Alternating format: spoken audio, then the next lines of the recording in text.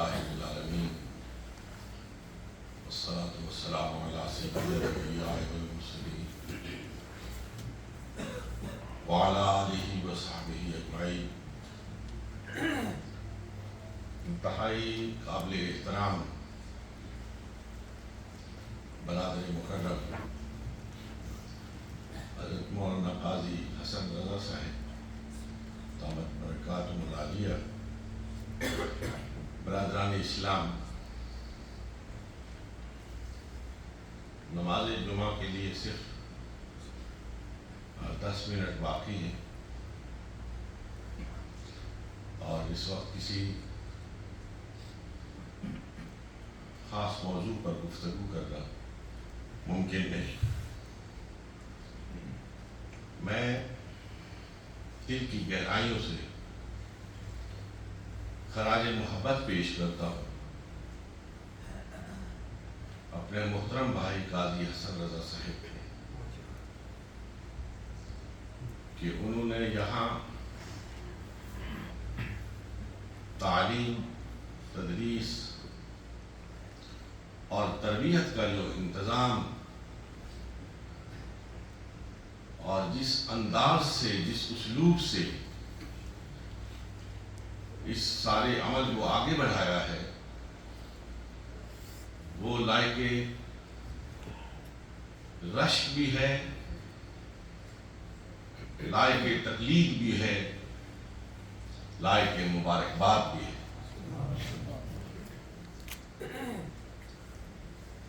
بلا شبہ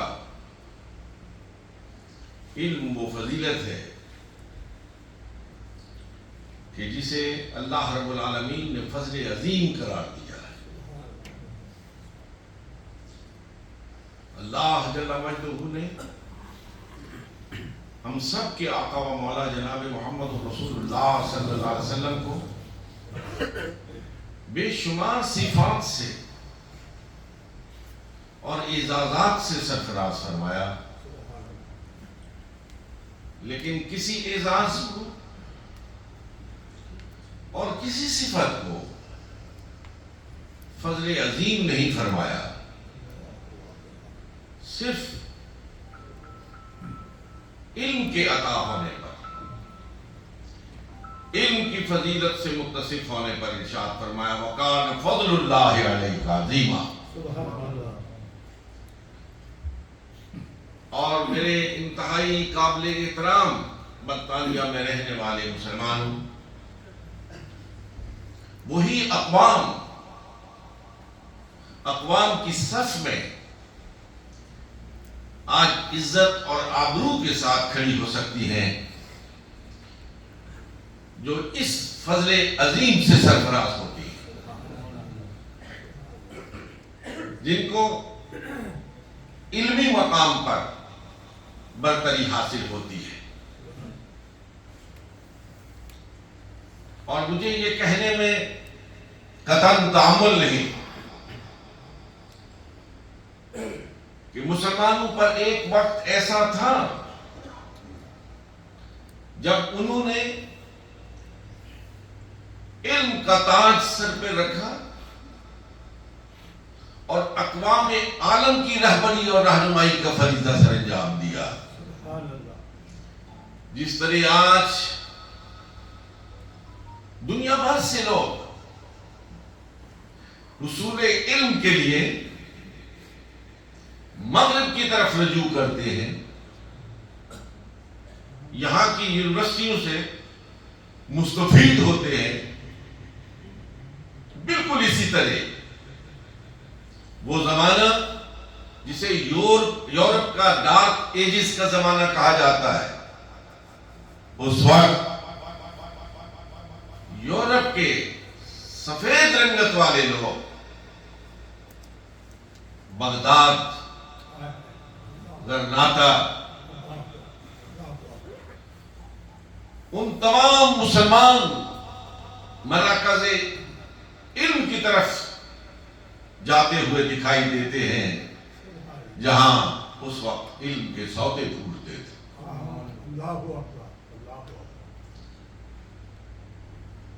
انتہائی قابل احترام سامعین محترم، یہاں صرف 1 منٹ کے لیے میں آپ کی توجہ اس جانب مبذول کرانا چاہتا ہوں کہ ہمارے آقا نبی محتشم علیہ الصلوۃ والسلام نے صرف علوم دنیا کی سرپرستی نہیں فرمائی، صرف قرآن، حدیث، سنت کے علوم کی سرپرستی نہیں فرمائی، بلکہ میرے آقا و مولا علیہ الصلوۃ والسلام نے وہ تمام مروجہ علوم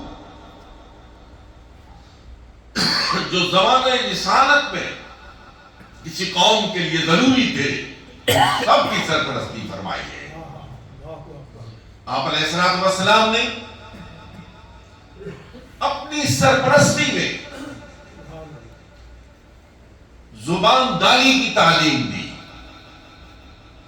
صحابہ کو تفسیر کا موقع نہیں، متوجہ ہی نہیں کیا، بلکہ بعض صحابہ کا اختصاص کر کے ان کے یہ ذمہ لگایا کہ وہ مختلف زبانیں سیکھیں اور باہر سے آنے والی وہ خط و کتابت جو رسول اللہ صلی اللہ علیہ وسلم کے ساتھ ہوتی تھی اس کو پڑھیں بھی اور اس کے جواب بھی دیں۔ میرے آقا و مولا جناب محمد رسول اللہ صلی اللہ علیہ وسلم نے اس وقت کہ حربی علم، جنگی علم، خاص طور پر نیزہ بازی اور تیراکی اور تیر اندازی اور جسمانی طور پر مضبوط ہونے کے لیے،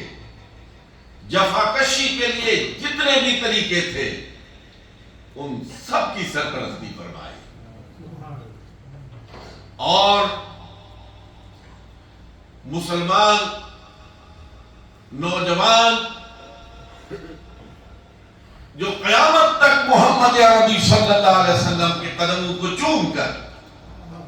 اپنی زندگی کا سفر طے کرنے کا ارادہ رکھتا ہے، اسے اس جانب متوجہ کیا کہ صرف قرآن اور حدیث تک محدود رہ کر تم زمانے کی رفتار کا مقابلہ نہیں کر سکتے، قرآن کا تاج سر پہ سجاؤ، حدیث اور سنت کو آنکھوں کا سرما بناؤ، اور پھر زمانے کے تمام متداول اور مروج جو علوم ہیں ان میں دسترس حاصل کرو۔ آپ اس حلقے کے لوگ قاضی صاحب محترم کی کوششوں سے مستفید ہونے والے نوجوان خوش قسمت ہیں، اللہ رب العالمین کا ان پر فضل ہے کہ انہیں ایک ایسا قائد، ایک ایسا امام، ایک ایسا مربی، ایک ایسا مرشد نصیب ہے جو قرآن، حدیث، سنت، فقہ کے ساتھ ساتھ زمانے کے علوم پر بھی گہری نظر رکھتا ہے، اور وہ اس قابل ہے کہ برطانیہ کے رہنے والے نوجوان کو انگلی پکڑ کر اس راستے پر چلائے جو راستہ منزل سے ہمکنار کرتا ہے۔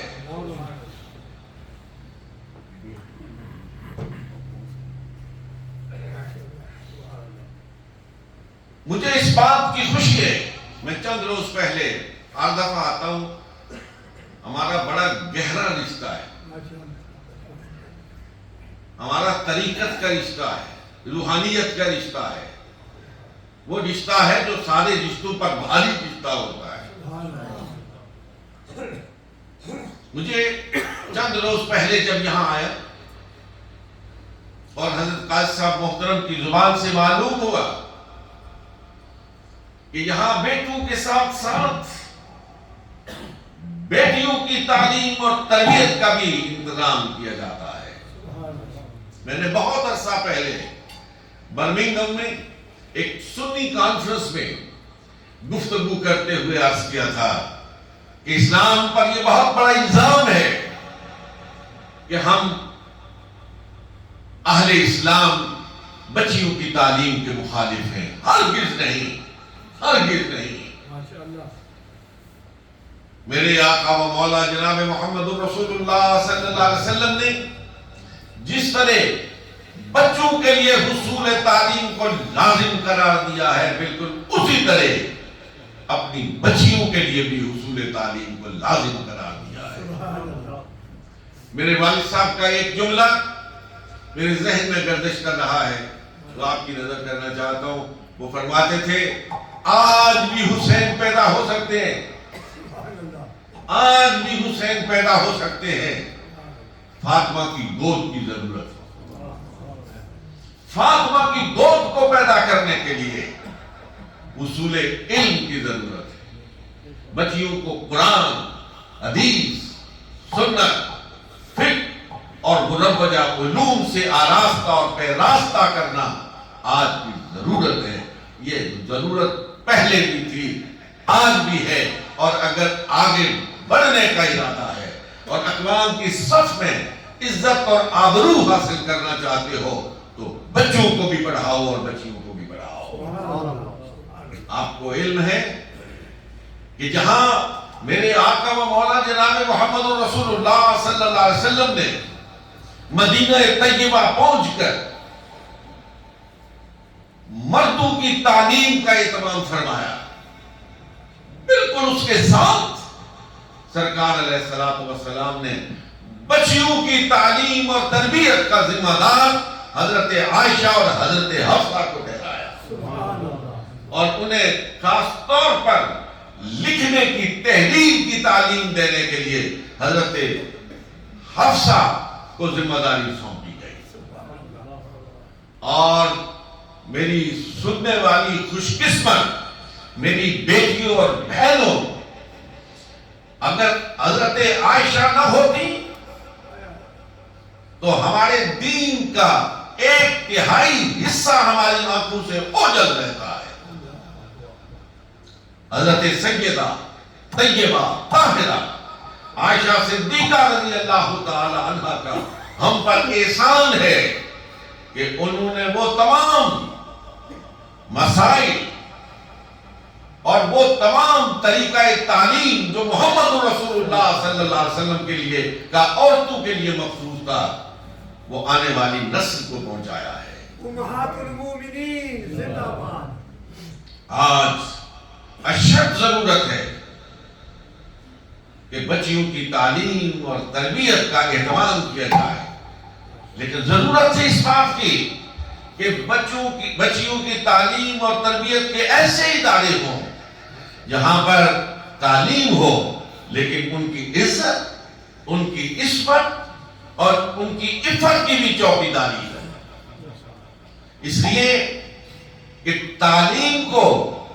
عزت، عصمت اور عفت پر قربان کیا جا سکتا ہے، عزت، عصمت اور عفت کو تعلیم پر قربان نہیں کیا جا سکتا. حضرت قاضی صاحب کو یہ اللہ رب العالمین نے توفیق عطا فرمائی ہے کہ انہوں نے یہاں اس ادارے میں جہاں بچوں کی تعلیم اور تربیت کا اہتمام کیا ہے، وہاں ساتھ ساتھ اپنی بچیوں کو بھی زیور تعلیم سے آراستہ کرنے کے لیے اسی انداز کا یہاں انتظام اور انصراف فرمایا ہے. اور آج مجھے معلوم ہے کہ یہاں پر ایک نئی عمارت کا سنگ بنیاد رکھا جا رہا ہے. میرے مسلمان بچوں اور بیٹوں اور بھائیوں، دنیا میں کوئی کام فرد واحد نہیں کرتا ہے. اس طرح کے کام کرنے کے لیے ایک ٹیم ورک چاہیے. ایک مضبوط تنظیم چاہیے. کندھے کے ساتھ کندھا ملا کر اور ٹخنے کے ساتھ ٹخنا ملا کر چلنے والے دوست اور احباب چاہیے. مجھے خوشی ہے اس بات کی کہ آپ کے تعاون سے حضرت قاری صاحب نے اس وقت تک جو کارنامہ سر انجام دیا وہ لائق رشک ہے، لیکن اس کو آگے بڑھانے کے لیے اس کام کو اپنی منزل سے ہمکنار کرنے کے لیے، اور وہ جو قاری صاحب کا ایک ویژن ہے، جو ایک ہدف ہے، اس کو اچیو کرنے کے لیے آپ لوگوں کی ہمہ وقت تعاون کی ضرورت ہے. آپ نے پہلے بھی ان کے ساتھ تعاون کیا، لیکن میں امید کرتا ہوں کہ آئندہ آنے والے سالوں میں جہاں انہوں نے پہلے صدیوں کا کام سالوں میں کیا ہے، میں امید رکھتا ہوں کہ اب سالوں کا کام انشاءاللہ مہینوں میں ہوگا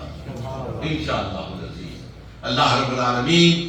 آپ سب کو کامیابی اور کامرانی سے سرفراز فرمائے، اور آپ کے اس مرشد، مربی، امام اور سربراہ کو صحت مند لمبی زندگی عطا فرمائے اور اپنے اہداف کو مکمل کرنا نصیب فرمائے. وآخر دعوانا الحمدللہ رب العالمین.